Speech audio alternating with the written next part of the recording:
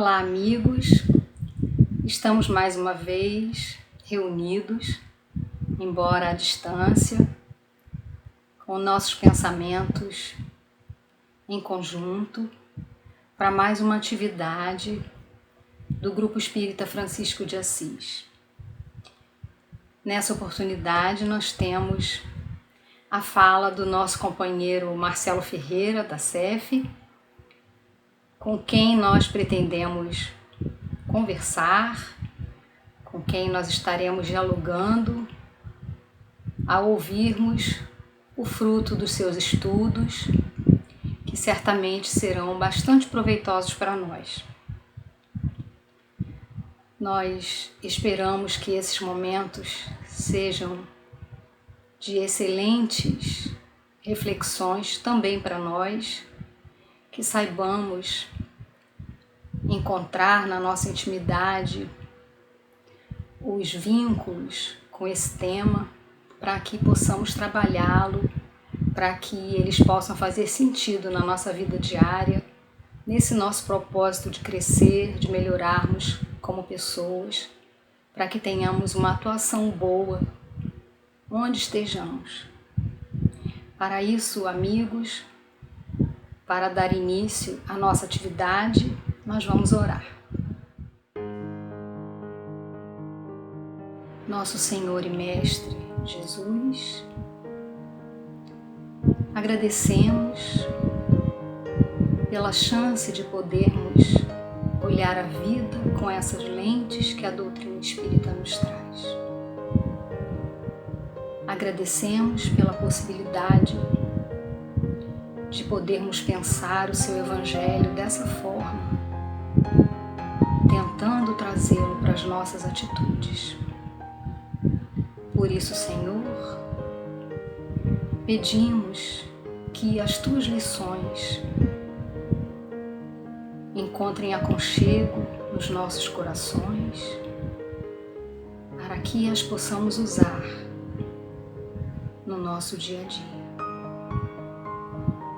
Oramos, Jesus, por todos nós que estamos assistindo, que assistiremos essa fala, e pelo companheiro que se dispôs a fazê-la, a fim de que ele receba o nosso carinho, a nossa vibração mais fraterna, a nossa gratidão. Pedimos ainda, Senhor, que as tuas bênçãos de paz possam alcançar a todos que sofrem. Que assim seja, Senhor.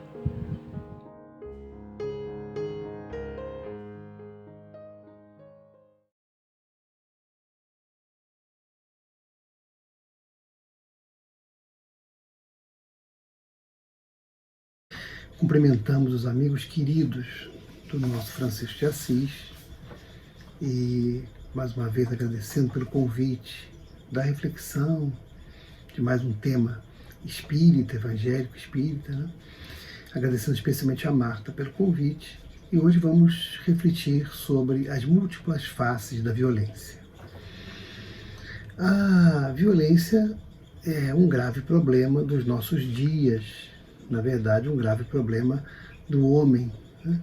É um problema que tem nos acompanhado no decorrer da história. Então, vamos refletir um pouco no conceito de violência, vamos refletir um pouco nas múltiplas faces da violência, nas suas causas e na nossa postura diante da violência, né? A postura cristã diante da violência.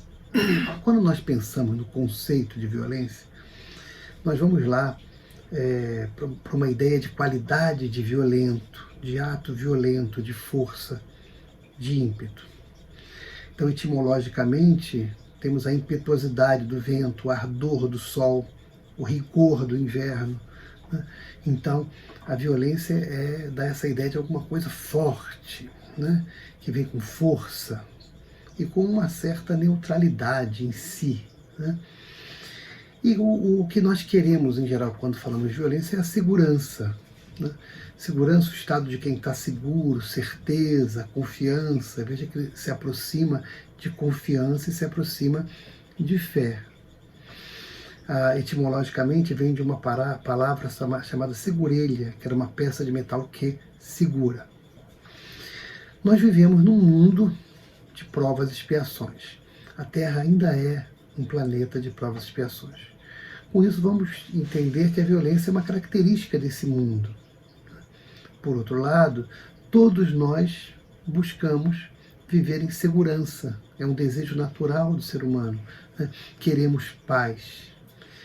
Então, essa é a nossa reflexão de hoje, né? Entender melhor a segurança em suas múltiplas faces para que possamos alcançar o grande objetivo, que é a paz, que é a segurança, né? Encarnados e vivendo nesse mundo ainda de provas e expiações, caminhando para um mundo melhor de regeneração. Quando falamos de ampliar o conceito de violência, vamos tentar entender as várias faces da violência. Vem uma frase na nossa cabeça de Bertolt Brecht que diz assim: do rio que tudo arrasta se diz que é violento, mas ninguém diz violentas as margens que o comprimem. Vou repetir. Do rio que tudo arrasta se diz que é violento, mas ninguém diz violentas as margens que o comprimem. Então, essa frase que a gente traz de início, quando vamos trazer essa amplitude do conceito de violência, mostra que muitas vezes nós vemos um aspecto da violência sem nos apercebermos de outros aspectos que fazem com que haja aquela violência. Daí essa ideia de ampliar o conceito de violência. O Espírito Camilo, pelo médium querido José Raul Teixeira, da nossa CEF, nos livros Justiça e Amor, ele vai exatamente trabalhar um capítulo sobre essas várias faces da violência. É muito interessante a reflexão do benfeitor querido. Então ele traz, por exemplo, a violência do desemprego. E ele transcreve a nota da questão 685 de O Livro dos Espíritos, nota de Allan Kardec. Não basta dizer ao homem que ele deve trabalhar. É preciso que aquele que quer viver do seu labor encontre em que se ocupar. E é o que nem sempre acontece. Quando a suspensão do trabalho se generaliza, adquire proporções de um flagelo como a miséria. Essa frase é de Allan Kardec. Então, o desemprego, né, aquela situação que algumas vezes vivemos no Brasil de forma mais drástica, mas ainda vivemos no Brasil e em vários países do mundo, a violência do desemprego é alguma coisa muito grave. Um chefe de família não conseguir um emprego para levar o pão para casa, né? Então, essa é uma violência que provoca outras violências, né? A angústia desse homem ou dessa mulher, né, que não consegue um emprego, ou que perde seu emprego e fica buscando sem conseguir outro emprego, é alguma coisa que traz muitas consequências. Nesses dias, né, que tanto se fala da virtualização, do fim de várias formas de emprego, é muito interessante meditarmos sobre esse tema, né? Especialmente aqueles que têm o poder de decidir isso ou aqueles que têm o poder de influenciar sobre isso. Vez que outras somos chamados a opinar, ainda que no meio virtual, sobre esse tema. E aí, tal tecnologia vai terminar com X empregos, outra tecnologia vai terminar com X empregos. Mas isso pode ser feito de uma forma gradual, para que chefes de família não percam as suas fontes de renda mínimas. Então, devemos meditar sobre isso. Vez que outra se fala em situações de portarias eletrônicas que vão fazer uma economia no valor do condomínio, aqueles que vivem em condomínio, gerando desemprego. Então, meditemos se isso é necessário, ou pelo menos se é necessário dessa forma tão drástica quanto se fala, e se não é possível ser feito de forma gradual, ergonômica, para que possamos ainda, por um tempo, manter o emprego daquelas pessoas que ainda não sabem, não se prepararam para outras formas de trabalho tecnológico. né? Com o tempo, as coisas vão sendo absorvidas e as novas formas de emprego vão se substituindo às velhas, mas isso deve ser feito de uma forma gradual para não gerar uma crise de desemprego. Então vejamos a observação do Camilo da violência do desemprego, que é grave. Camilo vai falar também da violência da fome e da falta de moradia. E lá no Livro dos Espíritos, na questão 806, há uma frase fantástica: a desigualdade social é obra do homem, do ser humano, e não do Criador. Vamos repetir. A desigualdade social é obra do ser humano e não do Criador. Então, meus amigos, quando o Brasil já teve uma campanha tão bonita contra a fome, né? E as casas espíritas sempre se voltam para as suas campanhas do quilo para tentar minimizar a fome, né? Porque às vezes a pessoa não consegue um emprego e aí tem a fome como uma primeira consequência a bater na sua porta. Quanto é importante a gente refletir nisso, porque a maioria de nós que vive uma situação de classe média tem fome com aquela sensação entre uma e outra refeição. Não sabe de fato o que é a fome. A fome é algo muito triste. Com fome, as pessoas muitas vezes praticam atos de violência porque não conseguem refletir. Tamanha é já a sua situação orgânica em virtude da falta de alimentos. Então, é uma grande violência nós termos na nossa sociedade pessoas com fome, crianças com fome, adultos e idosos com fome. Aí, Camilo vai tratar da violência da falta de moradia, né, que é muito grave. A pessoa não ter onde morar, não ter a sua casa, seja própria, seja alugada. E ainda no nosso país há tantas pessoas que não têm a sua casa. Os programas televisivos que apelam para esses temas de dar dinheiro ou dar casa, quantas vezes falam disso? A pessoa pensa em ganhar um dinheiro para poder comprar a sua casa, finalmente. Então, como que nós, coletivamente, falamos de Brasil, mas no mundo inteiro, essa é uma realidade triste, ainda estamos em débito com uma igualdade maior com relação à moradia das pessoas, e isso é uma violência. Nesse período da pandemia que vivemos no mundo, quantas pessoas estão morando nas ruas, perderam suas casas por conta da maior crise do desemprego. Então, e isso óbvio que é uma grave violência. A pessoa não tem onde dormir, onde residir. Mas Camilo, o benfeitor, vai trazer ainda duas outras modalidades de violência. A violência da falta de saúde e a violência do analfabetismo. Meus amigos, a violência da falta de saúde é muito grave. Nós quando testemunhamos pela TV, mesmo antes da pandemia, pessoas que não conseguem vaga nos hospitais, pessoas que não conseguem a sua cirurgia, que é marcada às vezes com 6 meses, 1 ano de antecedência, cirurgias eletivas naturalmente, e que não se realizam por um motivo ou por outro. Em geral, a falta de investimento na saúde. Pessoas que não conseguem acesso à saúde básica. E isso é muito violento. Porque, em geral, nós não pensamos nisso porque nós, na maioria dos casos, aqueles que são da classe média, temos acesso à saúde. De uma forma ou de outra, alguns com mais facilidade, outros com menos. Mas há pessoas que não têm. Na pandemia, nós vimos e ainda vemos situação de pessoas que não conseguem o acesso aos respiradores, né, à UTI necessária e falecem, desencarnam. E isso é muito grave. A violência do analfabetismo, ainda tão presente no nosso país. Pessoas que não têm acesso à alfabetização. Ou por outra, pessoas que são alfabetizadas, mas que mesmo alfabetizadas não conseguem entender o que estão lendo, né? Porque foi muito fraco o processo de alfabetização. Então, essa violência da falta de instrução ou educação, como queiram conceituar, né? Isso é abordado por Victor Hugo no livro Os Miseráveis. Nós sabemos que Victor Hugo, encarnado, ele era espírita. Tornou-se espírita, e quem quiser depois pesquisa isso na história do Victor Hugo, vai encontrar lá o seu momento em que ele se converte ao Espiritismo. Era um espírito muito nobre, e a obra Os Miseráveis é uma obra belíssima. E nessa obra ele aborda uma família de pessoas muito perturbadas, complicadas. Ele usa a expressão que viviam no terceiro andar do subsolo, onde não chegava a instrução, a educação, a luz da educação.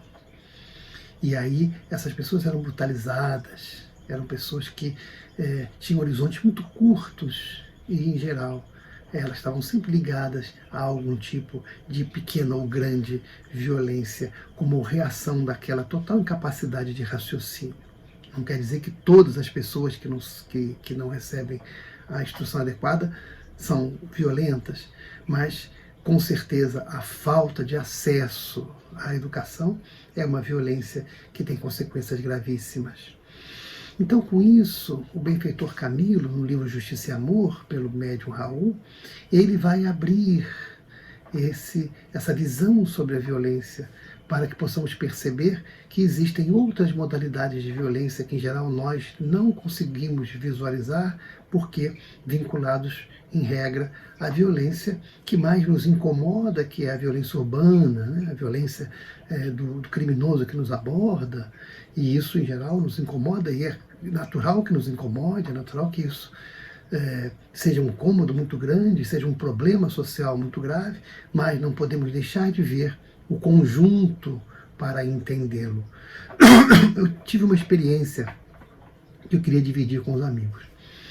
Há um tempo atrás, no meu trabalho, foi feita uma cartilha de cidadania, chamada Cartilha da Justiça, que explicava como funcionava o acesso à justiça, ao poder judiciário, para que as crianças e jovens pudessem compreender. Era uma história em quadrinho, o personagem chamava Brasilzinho, também os companheiros que procurarem na internet vão encontrar nas redes sociais, na internet, nas pesquisas, vão encontrar lá esses fascículos, essas revistinhas que tem esse personagem de cidadania. Então o objetivo era levar para as crianças e jovens a justiça e seu acesso, como acessar.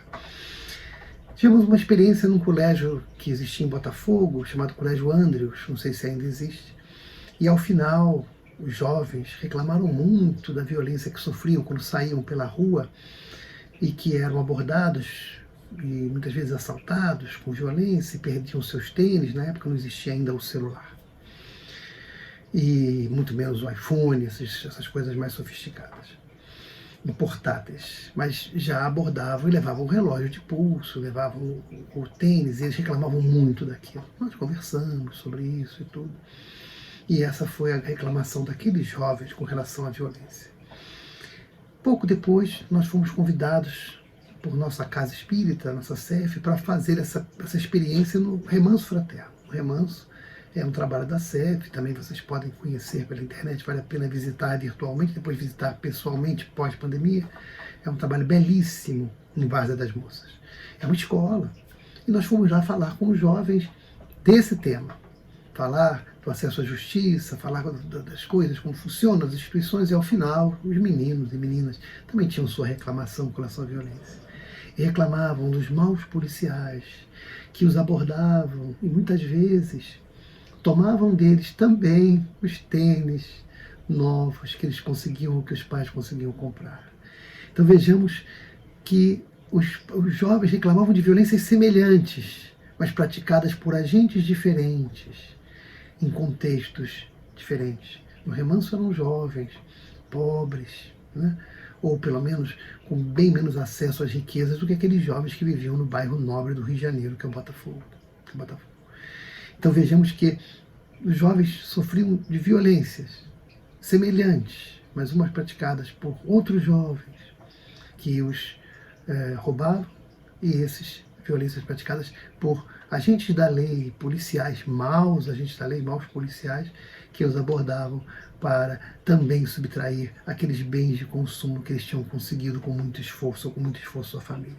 Para a gente poder perceber como que a violência tem aspectos que muitas vezes nós não paramos para refletir.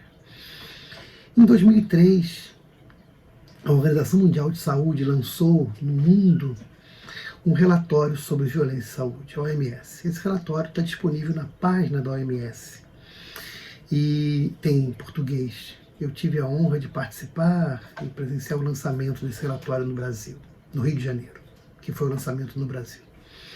E esse relatório é muito interessante, porque a OMS vai dizer que a violência é uma questão de saúde pública. Aponta a causa de diversos tipos de violência, essas que falamos e outras, a violência urbana, a violência do suicídio, a violência contra o idoso, contra a mulher, contra a criança, e eles vão falar as causas dessa violência e vão dizer que é possível, combatendo as causas, você terminar com a violência, você acabar com a violência do mundo. E melhor ainda, mostram uma série de experiências realizadas no mundo inteiro, inclusive no Brasil, em lugares em que se investiu no combate às causas e se conseguiu cessar com aquela modalidade de violência. E o melhor de tudo é que eles provam que esse tipo de investimento é muito mais econômico para o Estado do que trabalhar nas consequências da violência já praticada. Então, muito interessante como o homem, coletivamente, através da OMS, chega à conclusão que violência tem cura, porque estamos falando da Organização Mundial de Saúde. Então é muito interessante isso. Veja como que a Terra já caminha para ser um planeta melhor. E a cura está exatamente no combate das causas da violência. É muito interessante esse trabalho e vale a pena a gente consultá-lo. Mas e nós que somos espíritas, como podemos refletir em relação a esse tema, na medida que nós ampliamos o nosso leque e a nossa reflexão, que já conseguimos entender a violência nesses outros aspectos? O que devemos fazer? Como devemos agir? E o Evangelho tem uma história muito interessante de um ato de violência, de um roubo, lá na parábola do bom samaritano. E conta que um homem saiu de Jerusalém para Jericó. E no meio do caminho ele sofre um assalto. E fica ali, roubam-lhe os bens e ele apanha, fica com as marcas da violência física. E passam, enfim, pessoas diferentes, até que um samaritano, que era alguém mal visto pelos judeus da época, ele para, socorre o homem, leva o homem até um hotel, paga-lhe a estada, presta os primeiros socorros e deixa o dinheiro suficiente para que aquele homem fosse socorrido e só saísse dali depois que estivesse bem. Aí nós temos algumas reflexões. Primeiro, a primeira observação que faz Jesus na parábola, a parábola é uma história que tem uma série de significados que nós devemos buscar entender. E a primeira reflexão é: o homem saiu de Jerusalém para Jericó e no meio do caminho foi assaltado. Vamos entender os símbolos dessa primeira parte da parábola. Jerusalém era a cidade da religiosidade. Jericó era a cidade dos bancos, dos negócios humanos. Então o homem sai da faixa da religião para ir para a faixa humana. Desce de Jerusalém para Jericó. E aí no meio do caminho acontece o fato infeliz do assalto. Então percebamos que a primeira lição que fica para nós é: se nós já conquistamos algumas faixas mais felizes de espiritualidade, de religiosidade, vamos nos manter nessa faixa. Aí pode perguntar um companheiro: mas e aí os nossos negócios bancários ou os nossos negócios materiais? Vamos fazê-los sem mudar de faixa. Naquela frase também evangélica, viver no mundo sem ser do mundo, sem ser mundano. Nós devemos nos manter na faixa superior que nós já conquistamos, buscando conquistar outras faixas de elevação espiritual. Vivendo no mundo de provas e expiações, no mundo em transformação, na transição tão difícil que estamos testemunhando, para ser um mundo ainda melhor, onde precisaremos mais ainda nos manter numa faixa de superior, elevada, que já tenhamos conquistado. Jesus também no Evangelho nos diz, quando chegarem os dias, esses dias que estamos vivendo, meus irmãos e minhas irmãs, aquele que estiver em cima do telhado, permaneça. Aquele que estiver em cima da montanha, permaneça. Então vejamos que é muito clara a frase. Nesses dias da transição, dos graves testemunhos, vamos nos manter onde nós tivermos conseguido chegar em termos de equilíbrio espiritual. Vamos pelo menos nos esforçar para isso. É a proposta evangélica para esses dias. Então, é um dever nosso que é expresso por Jesus quando ele fala da vigilância. Vigiai e orai para não cair em tentação. Então, a vigilância é fundamental. Essa vigilância mental, tranquila, mas permanente. Mantendo a tranquilidade que Jesus propõe lá no discurso da ansiosa solicitude pela vida, quando diz para olharmos os lírios do campo, as aves do céu, né, que os lírios que não tecem se vestem bem, as aves que são alimentadas por Deus, para que não tenhamos ansiedade. Então, uma vigilância tranquila. Ele termina esse discurso dizendo que o Cristo, a cada dia já basta seu mal, vivendo um dia de cada vez, mas vigiando, mantendo-se firmes na vigilância. Me lembro de uma história particular que te pude testemunhar, também numa reunião de trabalho, que estava com um colega e com o jornalista Ricardo Boechat. E conversávamos com ele no almoço, em que ele contou uma experiência que eu nunca mais esqueci. Que Deus possa protegê-lo onde ele estiver, desencarnou já tem algum tempo. E ele contou que as filhas dele procuraram ele porque tinham sido assaltadas, também na volta de colégio, nessa coisa da violência urbana da cidade do Rio de Janeiro, de então que permanece nos dias de hoje. E elas então pediam a ele que pagasse um motorista para que levasse elas no colégio e voltasse. Na época não tinha Uber. E aí ele refletiu com elas, falou assim, mas vocês vão querer um motorista também quando vocês forem à praia? Quando vocês forem no cinema? Sair com as suas amigas? Elas ficaram assim, refletindo. E ele então disse o seguinte, na época tínhamos ali aqueles países que viviam de bombardeios, e ele citou um desses países e falou, as pessoas continuam saindo desses países que são bombardeados, mas as pessoas aprendem como sair. Então, em certas horas da noite não saem, em certos lugares não vão, mas as pessoas conseguem viver e manter-se vivos, mesmo em lugares que estão muito atacados por violências de guerra.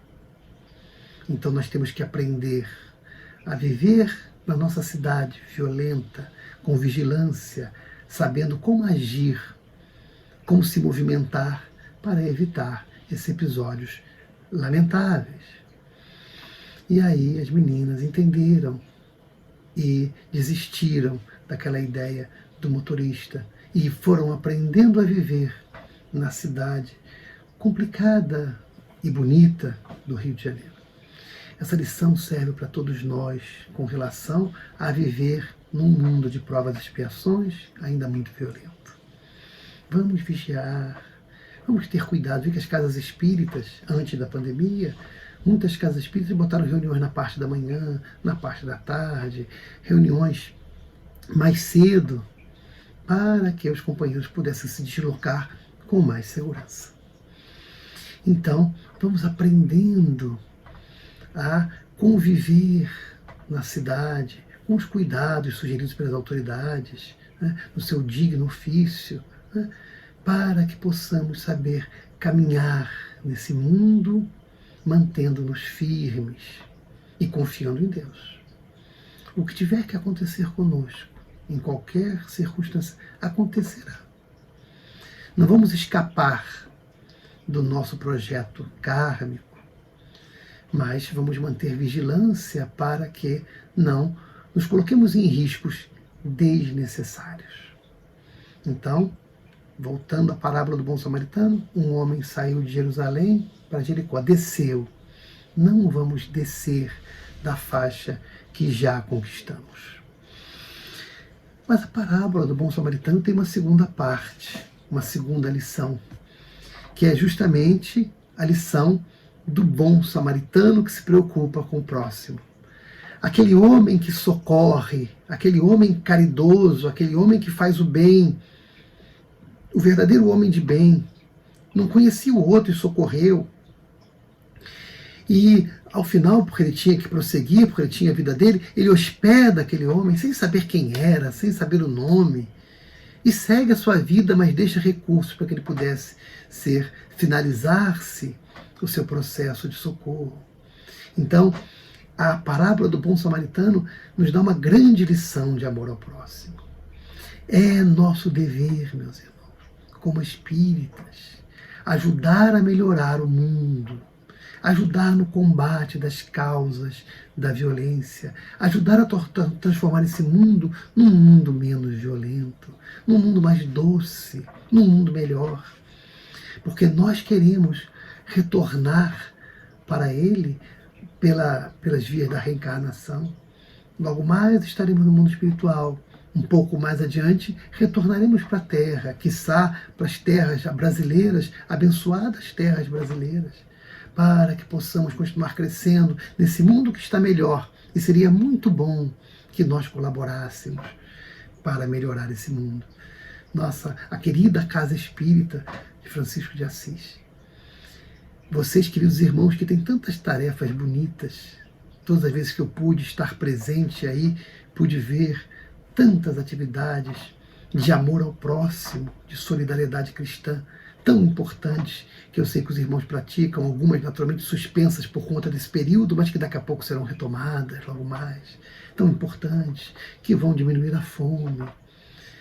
Aqueles companheiros que puderem de alguma sorte dar emprego para alguém, dar dignidade para alguém, às vezes é possível empregar alguém no campo doméstico, às vezes uma pequena empresa, e aquela pessoa trabalhe dignamente, ganha o seu salário, e com isso sustenta a sua família. É tão importante. E com isso nós estamos amando ao próximo. Muitas vezes desfrutando de menos dinheiro do que teríamos se não empregássemos.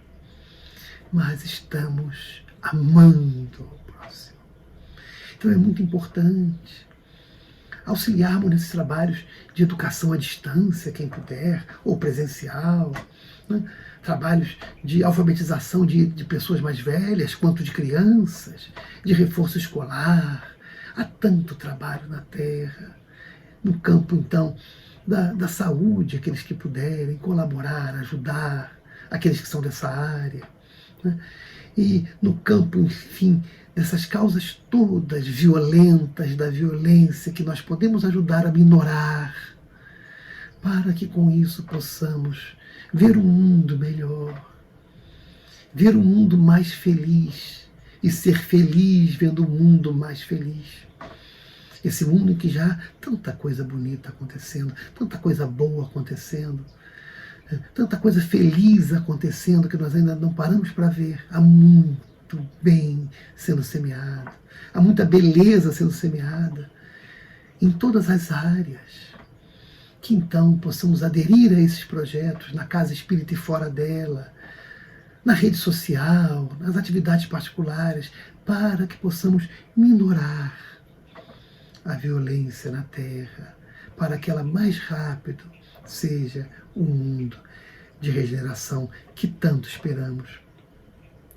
Me lembro, meus amigos, estamos caminhando para o final, de uma passagem que está no Evangelho de Marcos, capítulo 9, versículos 23 e 24, quando um homem pede a Jesus que curasse seu filho, que tinha uma dificuldade de saúde grave. E Jesus diz: se tu podes crer, tudo é possível ao que crê. E logo o pai do menino, clamando com lágrimas, disse: eu creio, Senhor, ajuda a minha incredulidade. Então, nesses dias da transição, nesses dias de tanta violência, em que vemos tanta confusão no nosso país e no mundo inteiro, muitas vezes nós ficamos a pensar: onde está Deus? E a nossa fé às vezes balança, Mas vamos pedir a Deus que fortaleça a nossa incredulidade, para que tenhamos fé, a certeza, a confiança absoluta de que esses dias são transitórios e que o amor de Deus está presente em tudo no nosso planeta e no universo. E falando do amor de Deus, que lembremos então do nosso paizinho seráfico, o maior cristão que viveu na Terra, Francisco de Assis. E lembro dessa passagem que já citei outras vezes, quando falei para os amigos queridos dessa casa querida, quando perguntam a Francisco o que é o amor. E ele diz assim: amor não é compaixão nem bondade, porque nos dois, na compaixão e na bondade, há dois indivíduos. No amor, há somente um. Os dois se unem, tornam-se apenas um, sem distinção. O eu e o tu desaparecem, pois amar significa desaparecer. Meus irmãos, amar significa desaparecer. Então, que nesses dias, compreendida melhor a violência e compreendido melhor nosso papel de espíritas, no sentido de ajudar o mundo a ser melhor, com menos violência, que possamos amar, desaparecendo, sumindo o nosso ego, para que o outro assuma a importância que tem e que possamos, com isso, melhorar a Terra, que ainda precisa tanto da nossa contribuição. Que Jesus continue nos abençoar. Vamos orar, meus irmãos. Jesus, Mestre querido, agradecemos pelas bênçãos todas recebidas, pela oportunidade de estarmos aqui reunidos para refletir em torno do Teu Evangelho e da Tua abençoada doutrina espírita. Muito obrigado, Jesus. Ajuda-nos, Senhor, nos nossos esforços por aprender e crescer. Ajuda nos nossos esforços de transformação moral, permitindo, Senhor, que possamos, melhorando-nos, amar mais,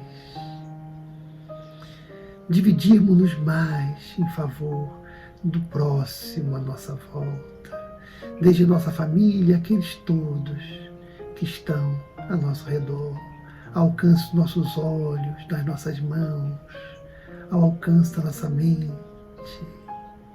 Abençoa-nos, Jesus. Abençoa a nossa terra nesses dias de transição. Abençoa os doentes, Senhor, da Covid e de outras doenças, e a todos da linha de frente que trabalham socorrendo. Abençoa, Jesus, o nosso planeta nesses dias de transição, abençoando a cada um de nós, para que possamos entender e colaborar na transição planetária. Muito obrigado, Jesus. Se conosco, e que assim seja. Muito obrigado, meus irmãos.